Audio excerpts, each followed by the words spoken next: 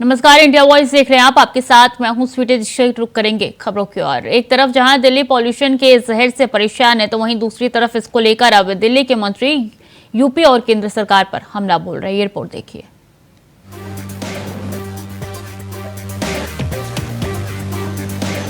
दिल्ली की हवा जहर उगल रही है। इस जहरीली हवा के कारण दिल्ली और एनसीआर के लोगों का जीना दुर्लभ हो गया है। लोगों को सांस लेने में दिक्कतें आ रही हैं, तो वहीं डॉक्टर्स की तरफ से लोगों को सुबह मॉर्निंग वॉक पर ना जाने की सलाह दी जा रही है, ताकि इस जानलेवा जहर से लोगों को निजात मिल सके। प्रदूषण से हालात ये हो चुके हैं कि लोगों को स्मॉग की मोटी परत दिखाई दे रही है। ऊंची ऊंची इमारतें धुंध में गायब हो गई है। सूरज की रोशनी भी धीमी पड़ गई है। हालांकि 4 नवंबर को दिल्ली में वायु गुणवत्ता सूचांक में हल्की कमी दर्ज की गई है, लेकिन अभी भी ये गंभीर श्रेणी में बना हुआ है, जिस कारण लोगों को परेशानियों का सामना करना पड़ रहा है। पॉल्यूशन तो बहुत बढ़ गया है और नवंबर स्टार्ट होते ही ऐसा लग रहा है जैसे दम घुट रहा है। लग तो रहा है कि और बढ़ेगा, क्योंकि दिवाली आ रही है, लोग मानेंगे नहीं। सही भारी लगता है और हैवीनेस फील होती है। पॉल्यूशन की तो काफ़ी भयावह स्थिति है। AQI इसमें देखिए, इतना लग रहा है जैसे 400-500 से नीचे नहीं होगा। बहुत परेशानी होती है। कभी कभी सांस लेने में दिक्कत, आंखों में जलन सी होने लगती है और बाकी रेस्पिरेटरी सिस्टम तो इससे डिस्ट्रॉय होगा ही होगा लोगों का। दिल्ली की प्राणवायु का जहर बनने का कारण पंजाब में जल रही पराली है। पंजाब में पराली जलाने की घटनाएं थमने का नाम नहीं ले रही है। अब पंजाब के मोगा जिले से किसानों के पराली जलाने का मामला सामने आया है। इसके बाद मोगा में पराली जलाने के मामले में यहाँ के कृषि विभाग के अधिकारी जसविंदर सिंह बराड़ की प्रतिक्रिया सामने आई है। मोगा में पराली जलाने पर कृषि विभाग के अधिकारी जसविंदर सिंह बराड़ ने कहा है कि पिछले साल यहाँ पराली जलाने की 485 घटनाएं सामने आई थी। इस साल यहाँ 321 घटनाएं सामने आई है। उन्होंने कहा प्रशासन और कृषि विभाग की टीमें गठित की गई है, कार्रवाई की जा रही है। प्रत्येक तहसील में फायर ब्रिगेड को तैनात किया गया है। उन्होंने कहा फायर ब्रिगेड का सारा स्टाफ अपनी ड्यूटी में लगा हुआ है। अगर उनको पता चलता है कि कहीं भी कोई पराली जलाई जा रही है, तो वो तुरंत जाकर उस आग को बुझा देते हैं। वहीं पंजाब के लुधियाना से भी पराली जलाने के मामले सामने आए हैं। पिछले साल से बहुत कम जी है अगे लगी है। पिछले साल आज के दिन तक तकरीबन 485 थावां ते अग लगी सी और इस समय तकरीबन 321 जो है अग दी घटनावां सामने आई हैं। हर तहसील में एक एक फायर ब्रिगेड तैनात की गई है और सारा स्टाफ जोड़ा है वो सभी ड्यूटी पर लगे हैं। यही कोई पता लगता है भी आग बड़ी पद्धति पे लगी है, तो फायर ब्रिगेड जाके आग बंद करती है। वहीं दिल्ली में बढ़ते प्रदूषण के मद्देनजर किए जा रहे उपाय का जमीनी स्तर पर जायजा लेने के लिए दिल्ली सरकार के मंत्री गोपाल राय ने आनंद विहार बस अड्डे का निरीक्षण किया। इस दौरान आनंद विहार बस अड्डे पर यूपी से आए प्रतिबंधित डीजल और BS3, BS4 की गाड़ियां नजर आई, जिसे देखकर गोपाल राय ने ट्रांसपोर्ट विभाग के अधिकारियों को फटकार लगाई। वहीं गोपाल राय ने बढ़ते प्रदूषण को लेकर यूपी और केंद्र सरकार पर हमला बोला।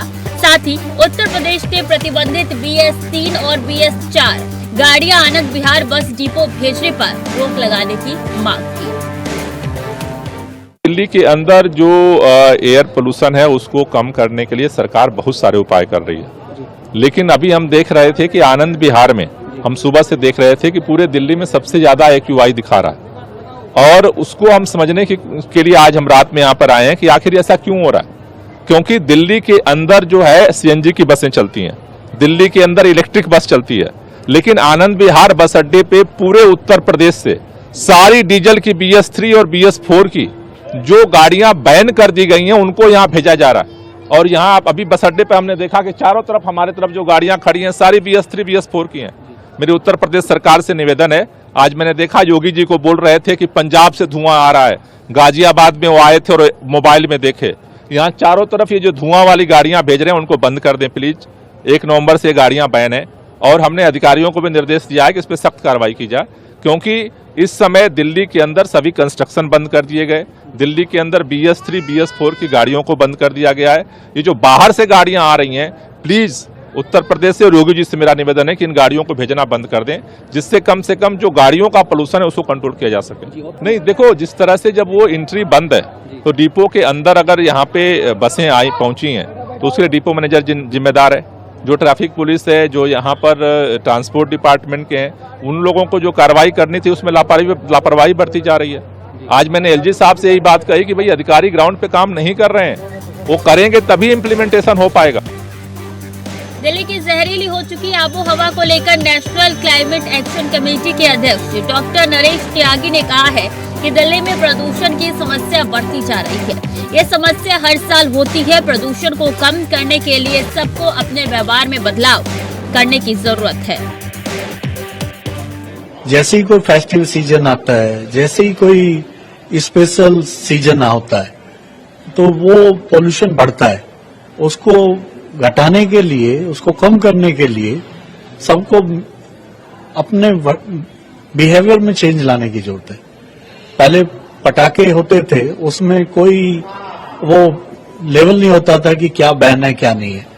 अभी बहुत सारे पटाखे ऐसे जिसमें बहुत एमिशन ज्यादा होता है, तो लो एमिशन वाले पटाखे या बिना एमिशन वाले पटाखे नहीं चलाए तो बहुत अच्छा है, बिकॉज नॉइज का लेवल भी खराब होता है, एयर क्वालिटी भी खराब होती है। बहरहाल दिल्ली की हवा दम घोटू हो चुकी है, लेकिन इस पर भी आरोप प्रत्यारोप का दौर जारी है। पहले जो दिल्ली सरकार पराली जलाने को लेकर पंजाब सरकार पर हमलावर थी, वो अब पंजाब में अपनी सरकार बनने के बाद यूपी और हरियाणा को दोष देने में लगी हुई है। लेकिन सवाल ये है कि क्या आरोप प्रत्यारोप से दिल्ली को जहरीली हवा से निजात मिल जाएगी? Bureau report, India voice.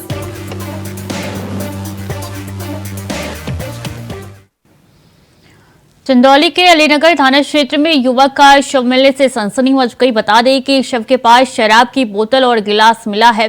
तो वहीं सूचना के बाद मौके पर पहुंची पुलिस ने हत्या की आशंका जताते हुए मृतक की शिनाख्त कराने में जुट गई है।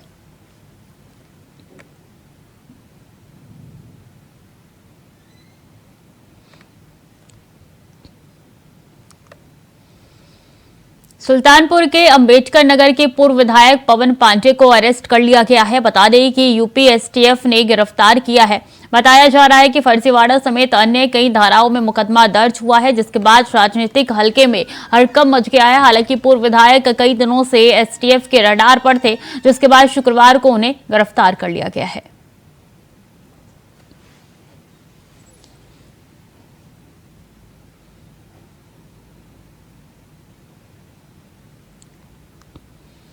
मुरादाबाद में बीजेपी नेता अनुज चौधरी की हत्या से जुड़ी हुई ये खबर सामने आ रही है, जहां पुलिस ने बीजेपी नेता हत्याकांड के मास्टरमाइंड को गिरफ्तार कर लिया है। बता दें कि मझौला थाना पुलिस ने प्रभाकर चौधरी को गिरफ्तार किया है। बताया जा रहा है कि मुख्य आरोपी प्रभाकर चौधरी पर 20,000 रुपए का इनाम था। बताया जा रहा है कि चुनावी रंजिश को लेकर अनुज चौधरी की हत्या हुई थी। घर के बाहर घूमते समय 3 शूटर ने गोलियों से भूनकर उनकी हत्या कर दी थी।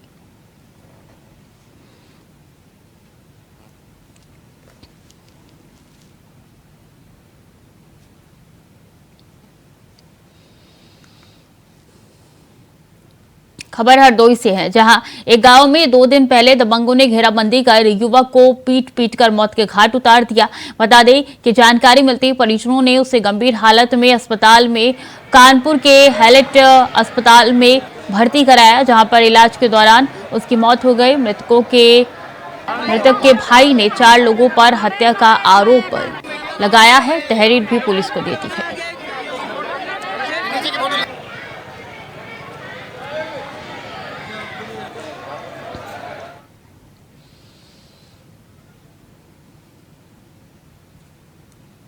और झारखंड की राजधानी रांची में बिरसा मुंडा जेल में ईडी ने छापा मारा है। इस छापेमारी के मुख्य वजह माइंस घोटाले के साथ साथ जमीन घोटाले का आरोप से जेल में बंद कारोबारी, दलाल और अधिकारियों की तरफ से जेल से ही कई तरीके के अवैध करने की खबर को आधार बनाया गया है। ईडी के सूत्रों से मिली जानकारी के अनुसार जेल में बंद अधिकारी और कारोबारी मिलकर ईडी के खिलाफ साजिश रच रहे थे। इसके साथ साथ कई ऐसे अपराधियों और नक्सलियों से भी संपर्क कर रहे थे जिससे ईडी के अधिकारियों को फंसाया जा सके, इस बात की गुप्त खबर ईडी को मिली थी। इसके बाद ईडी की टीम ने कोर्ट के आदेश लेकर जेल में छापेमारी की, साथ ही साथ जेल के सीसीटीवी के फुटेज को भी लिया है।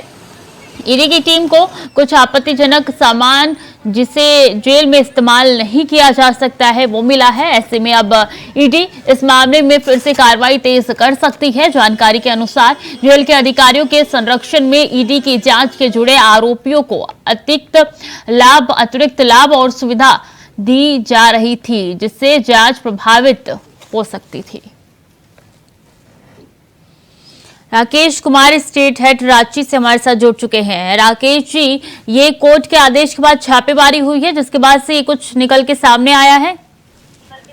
देखिए, एक बड़ी बात कही जा सकती है और जिस तरीके से जेल में ईडी की तरफ से छापेमारी की गई है और जिस तरीके से मामले सामने आए हैं कि यहाँ पे जमीन के घोटाले की बात आई थी और साथ साथ अवैध माइनिंग को लेकर के जो लोग आरोपी हैं उनको जेल में रखा गया है और वहां से कुछ चीजें ऐसी चल रही थी जो कि ईडी को खबर मिली कि वहां से जो एक सिंडिकेट चल रहा है अधिकारियों का, जो लोग जेल में बंद है वे कहीं न कहीं ईडी के खिलाफ साजिश रचने की तैयारी कर रहे हैं और साथ साथ उन्हें ऐसी सुविधाएं मुहैया कराई जा रही हैं जो जेल मैनुअल के खिलाफ हो सकती है। तो ऐसे में ईडी की टीम ने छापेमारी की है और जो चीजें सामने आई हैं अभी तक उसमें साफ तौर पे कहा गया है कि कुछ नक्सलियों के साथ साठगांठ की भी बात आई है कि ईडी की टीम को कुछ नुकसान पहुंचाया जाए या फिर उन पर कोई आरोप लगाया जाए। तो ये सारी चीजें जैसे ही ईडी को पता चली उसके बाद से ईडी ने छापा मारकर इस बात को जानने की कोशिश की है।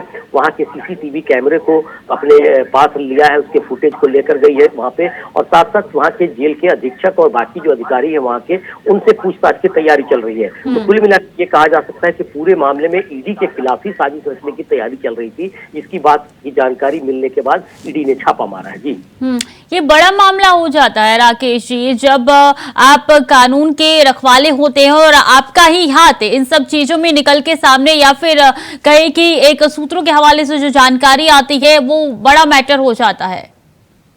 देखिए, बड़ा सवाल तो खड़ा बड़ा सवाल जो जांच एजेंसी है लगातार जांच कर रही है और उसके पीछे कई कारण बताए जा रहे हैं और साथ साथ ये भी माना जा रहा है कि आने वाले समय में कोई ऐसे बड़े खुलासे हो सकते हैं जिसको लेकर ईडी आगे की कार्रवाई तेज कर सकती है। इन्हीं सारे मुद्दों को लेकर के जो पिछले मामले हैं, कुछ चीजें जो छुपी हुई हैं अभी तक, उसको कहीं न कहीं दबाने की कोशिश की जा रही है। कुछ ऐसी कागजात होंगे, कुछ ऐसे तथ्य होंगे जिसको छुपाने के लिए इस तरह की कार्रवाई जेल के अंदर से संचालित की जा रही थी, जिसकी खबर जैसे ही ईडी को मिली तो उन्होंने जरूर छापा मारकर पूरी जानकारी लेने की कोशिश की है। हो सकता है कि थोड़े दिन में कुछ चीजें और सामने आई, शाम तक कुछ खबरें आएंगी कि आखिर क्या कुछ मिल पाया है और किस तरीके से सारी चीजें वहां से संचालित की जा रही हैं। जी, कितने सीसीटीवी फुटेज खंगाले जा रहे हैं इस मामले में?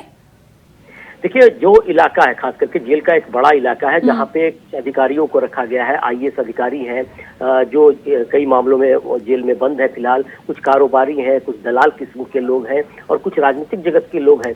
तो उन लोगों के बीच मुलाकात कैसे होती थी जेल के अंदर, मिलने जुलने की जो सामान्य प्रक्रिया नहीं मानी जाती है कि अपराधियों को एक दूसरे के साथ मिलने को दिया जाए, तो किस तरीके से उन्हें मिलने दिया गया है, क्या फोन का इस्तेमाल किया जाता था, कौन कौन से नंबर वहां पहुंचे हुए थे, इन सारी चीजों की तहकीकात सबसे पहले सीसीटीवी के माध्यम से कोशिश की जा रही है और जो कुछ साक्ष्य या सूत्रों के हवाले से ईडी के पास गई हैं चीजें, उस पर जांच की जाएगी। तो फिलहाल तुरंत कहना कुछ संभव नहीं होगा, लेकिन एक बड़ी बात कही जा सकती है कि ईडी ने जेल में जाकर छापा मारा है और इसी मामले को लेकर और भी तहकीकात तेज करने की तैयारी कर रही है। तो कितने ऐसे अधिकारी हैं जिनका नाम निकल के सामने आ रहा है, संख्या कितनी बताई जा रही है इनका? देखिए, दो बड़े आईएएस अधिकारी, छवि रंजन जो डीसी रह चुके हैं रांची के, पूजा सिंघल है जो सेक्रेटरी लेवल की अधिकारी थी, वो दोनों जेल में बंद है। इसके अलावा कई निचले स्तर के अधिकारी, जमीन के कारोबारी लोग भी बंद हैं। कई ऐसे जो सरकार और सरकार या राजनीतिक जगत से जुड़े लोग हैं, उन्हें लोग वो जेल में बंद है। कुछ कारोबारी हैं जिनको बंद किया गया, उसमें प्रेम प्रकाश, विशाल चौधरी और अन्य नाम शामिल हैं। इन सारे लोगों का एक सिंडिकेट जेल के अंदर अलग से काम करने लगा था, ऐसी जानकारी ईडी को मिली थी और इसके बाद से अब जाकर छापा मारा गया है। थोड़ी देर में हो सकता है कि कुछ जानकारियां और आ पाएंगी, लेकिन फिलहाल की बात की जाए तो ईडी एक बड़ी कार्रवाई करने की तैयारी कर रही है और हो सकता है कि इसके कुछ चीजें सामने थोड़ी देर। बिल्कुल, जैसे जैसे कार्रवाई आगे चलती जाएगी वैसे वैसे तस्वीर और ज्यादा साफ होती हुई नजर आएगी। बहुत बहुत शुक्रिया आपका राकेश जी तमाम जानकारियों के लिए। वक्त तो चला छोटे से ब्रेक का, चल लौट रही है। ब्रेक के बाद एक बार फिर से स्वागत है आपका। खबरों में आगे बढ़ेंगे। रायबरेली में 1857 की क्रांति के नायक रहे वीरा पासी की पुरानी तलवारें, बंदूक की नाल, बंदूकों में बारूद भरने वाली जगही बरामद हुई है। खेतों के समतलीकरण के दौरान ये सभी औजार बरामद हुए हैं। मामला लालगंज थाना इलाके के तहत डालुमऊ तहसील का है, जहां नरपतगंज चौकी के पास भीरा गोविंदपुर ग्राम सभा में राम प्रसाद नाम के किसान अपने खेत का समतलीकरण करा रहे थे। उसी दौरान खेत से पुरानी जंग लगी तलवारों और बाकी औजारों के मिलने का सिलसिला शुरू हो गया। खबर मिलने के बाद मौके पर पहुंची पुलिस ने 3 तलवारों और अन्य औजार के अवशेषों को कब्जे में लिया।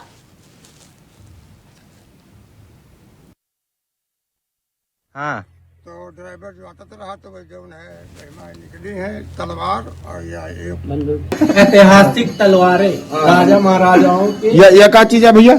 बंदूक किनार है भैया। अच्छा, पुराने वक्त के। हाँ, कुंडा में ख्यात में पड़ा रहेगा नहीं निकाल से। हाँ, तो ड्राइवर जो आता रहा तो वह जो है महिमा निकली है तलवार।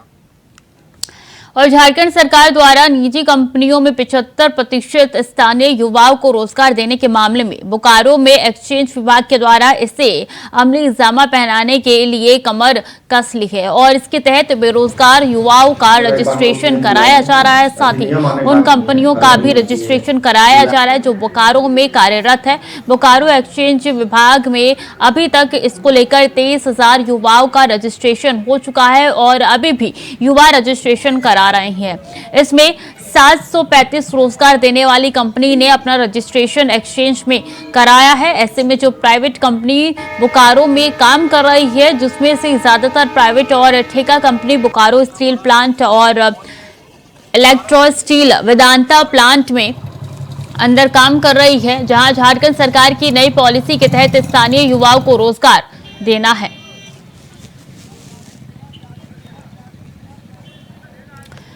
तो एक्सचेंज विभाग जो है वो काम करा रही है और निजी कंपनियों में 75% स्थानीय युवाओं को रोजगार दिया जा रहा है।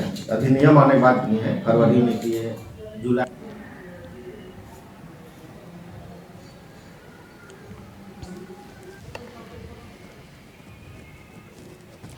तो एक्सचेंज विभाग ने कमर कस ली है और निजी कंपनियों में युवाओं को रोजगार ट्रांसफर करने वे अब नजर आ रही है।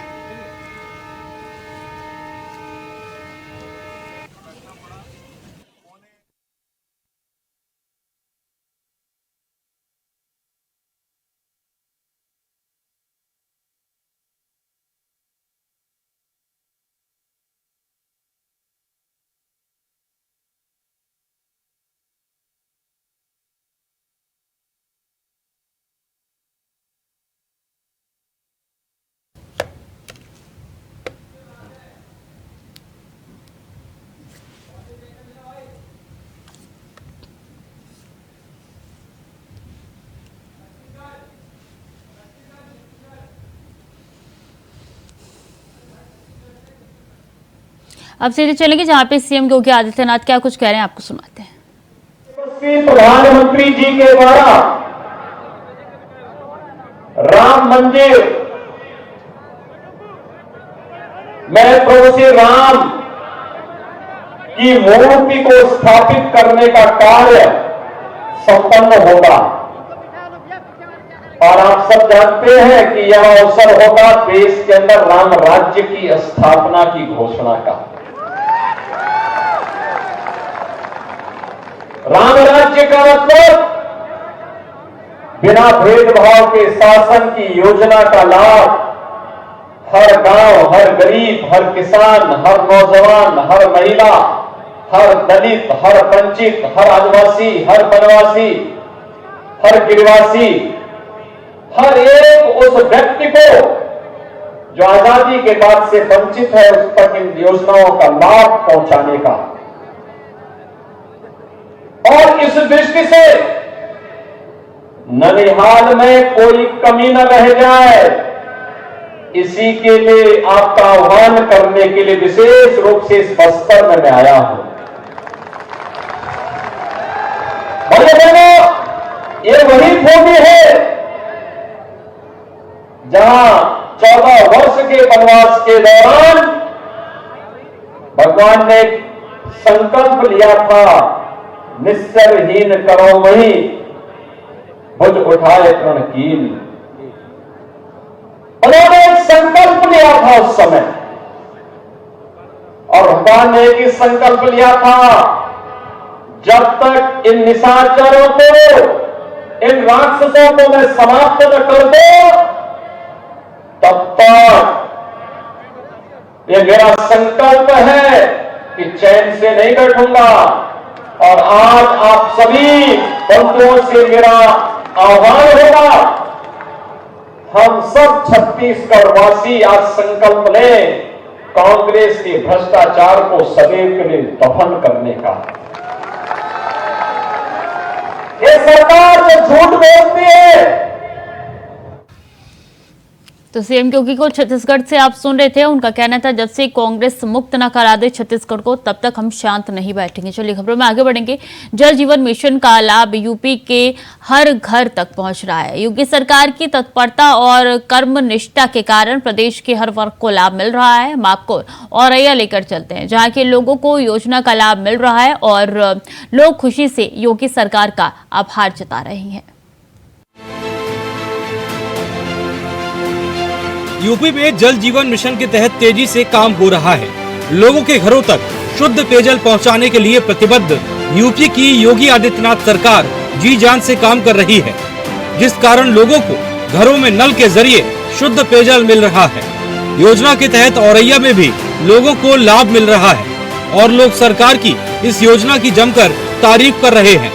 सीएम योगी आदित्यनाथ का आभार जता रहे हैं। आपको बता दें, औरैया में योजना के तहत पानी की टंकी बनाई गई है, जिसमें लोगों को इस योजना का लाभ मिल रहा है। लोगों की माने तो पहले उनको पानी के लिए भटकना पड़ता था, लेकिन सरकार की इस योजना के कारण अब उनको घर बैठे सुबह शाम शुद्ध पेयजल मिल रहा है।